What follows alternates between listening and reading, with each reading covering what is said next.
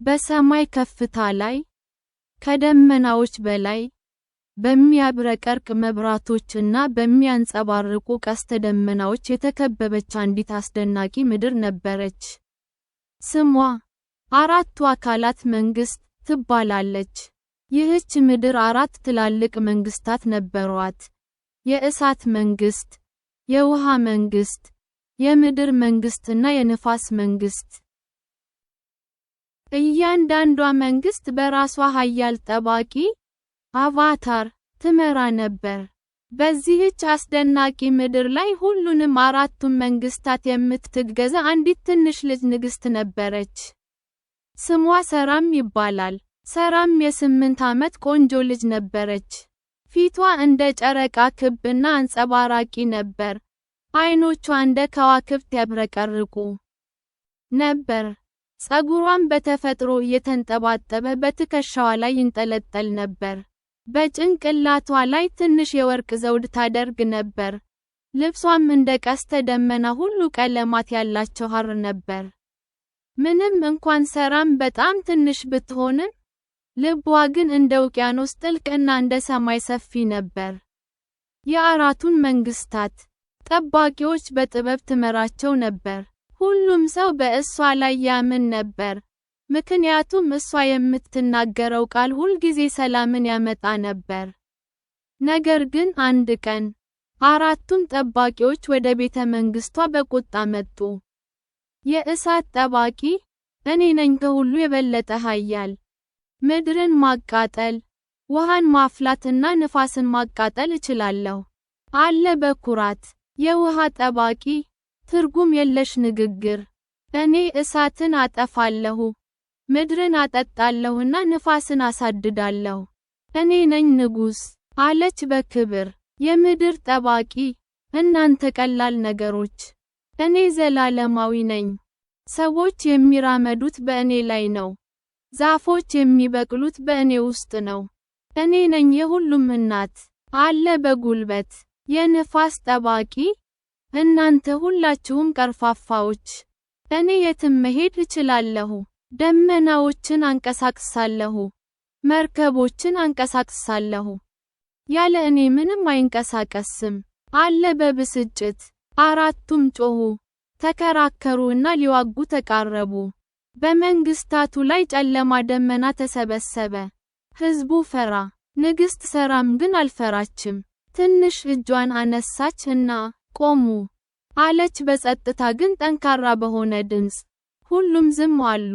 እናንተ 4ቱም ኃያላን ናችሁ። ያለ እሳት ምግብ አይበስልም። ያለ ውሃ ሕይወት የለም። ያለ ምድር መኖሪያ የለም። ያለ ንፋስ እስትንፋስ የለም። እናንተ ሁላችሁም አስፈላጊዎች ናችሁ። ግን ለምን እርስ በርሳችሁ ትጋደላችሁ? አለች በፍቅር። ጠባቂዎቹ ግን አላወቁም።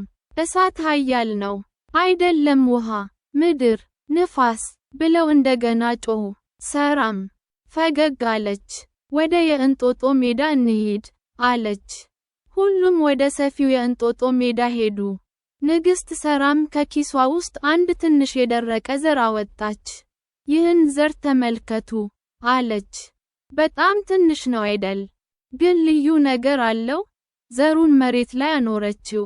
አንተ የምድር ጠባቂ፣ መሬቱን አዘጋጅ አለችው። የምድር ጠባቂ እጁን ነካ እና ለስላሳ አፈር ተፈጠረ። አንተ የውሃ ጠባቂ፣ ትንሽ ውሃ አፍስስ አለችው። የውሃ ጠባቂ ትንሽ ጠብታ አፈሰሰች። አንተ የእሳት ጠባቂ፣ ትንሽ ሙቀት አቅርብ አለችው። የእሳት ጠባቂ፣ ትንሽ ሞቃት ብርሃን አበራ። አንተ የንፋስ ጠባቂ፣ ትንሽ እስትንፋስ ስጥ አለችው። የንፋስ ጠባቂ ቀስ ብሎ ነፈሰ። ሁሉም ሲመለከቱ ቆዩ። ትንሹ ዘር መበጠር ጀመረ። አንድ ትንሽ ቡቃያ ወጣ። ከዚያም ቅጠል፣ ከዚያም ግንድ። በድንገት አንድ ትልቅ ውብ አበባ አበበች። አበባዋ 4 ቀለማት ነበሯት። ቀይ፣ እሳት፣ ሰማያዊ፣ ውሃ፣ አረንጓዴ፣ ምድር እና ነጭ ንፋስ። እጅግ አስደናቂ እና ጥሩ መዓዛ ነበራት። ሁሉም ጠባቂዎች አፋቸውን ከፍተው ተመለከቱ። ይህ እንዴት ሆነ? ሲሉ ጠየቁ። ንግሥት ሰራም፣ እናንተ ሁላችሁም በተናጥል ሳትሰሩ ይህ ዘር ሊያብብ አይችልም ነበር። እሳት ብቻውን ቢኖር ኖሮ ዘሩን ያቃጥል ነበር። ውሃ ብቻውን ቢኖር ኖሮ ያሰምጠው ነበር። ምድር ብቻዋን ብትኖር ኖሮ ዘሩ ውስጡን አይወጣም ነበር። ንፋስ ብቻውን ቢኖር ኖሮ ዘሩን ያበር ነበር። ነገር ግን አብረው ሲሰሩ አስማት ይፈጠራል፣ አለች በደስታ። የእሳት ጠባቂ ጭንቅላቱን ዝቅ አደረገ። ይቅርታ ሰራም፣ እኔ ተኩራራለሁ። የውሃ ጠባቂም አለቀሰች። እኔም በጣም ተኮራሁ። እናንተን አላከበርኩም? የምድር ጠባቂ፣ እኔ ሁሉንም ሳልጨምር ተቀመጥኩ፣ አለ። የንፋስ ጠባቂ፣ እኔ በጣም ፈጣን ነኝና ሌሎችን አላሳብኩም፣ አለ። ሰራም ወደ እነሱ ቀረበችና ሁሉንም አቀፈቻቸው። እናንተ እንደ ወንድሞችና እህቶች ናችሁ። አንዳችሁ ሌላችሁን ሳትደግፉ ዓለም ትክክል አይሆንም። እናንተ ሁላችሁም የዚህ አበባ ቀለማት ናችሁ፣ የተለያዩ ግን አንድ ላይ ቆንጆ፣ አለቻቸው። ከዚያ ቀን ጀምሮ አራቱም መንግስታት አንድ ሆኑ። የእሳት ጠባቂ ምግብ ያበስል ነበር። የውሃ ጠባቂ እርሻዎችን ያጠጣ ነበር። የምድር ጠባቂ ቤቶችን ይሰራ ነበር። የንፋስ ጠባቂም መልእክቶችን ያደርስ ነበር። ሁሉም አብረው በሰላም ኖሩ። አንድ ቀን አንዲት ትንሽ ልጅ ወደ ንግሥት ሰራም መጣች።